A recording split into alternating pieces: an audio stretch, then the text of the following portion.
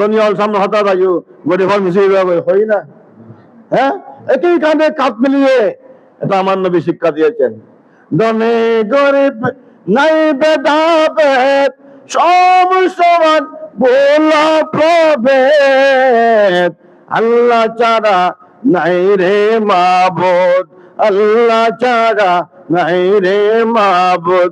চল পান্তা কেটে ডাকি, কোন মধুর বাণী নিয়ে এলো মরুর পাখি। বিশ্বজাহান তারি রূপে মেলল আবার আকি। বরাবর হন সুবহানাল্লাহ। আমার নবী বলতেছেন এখানে ইফতারের মাহফিলের মধ্যে ধনী গরিব কোনো ভেদাভেদ নাই, উঁচু নিচু ভেদাভেদ নাই, মালিক কর্মচারী ভেদাভেদ নাই, ছোট বড় ভেদাভেদ নাই। সমস্ত ভেদাভেদ বলে গুরুত্বপূর্ণ কাজকর্ম বাদ দিয়ে হরেক রকমের ইফতারের সামনে নিয়ে বসে একসাথে ইফতার করার সৌন্দর্যটা অন্যরকম একটা দৃশ্য।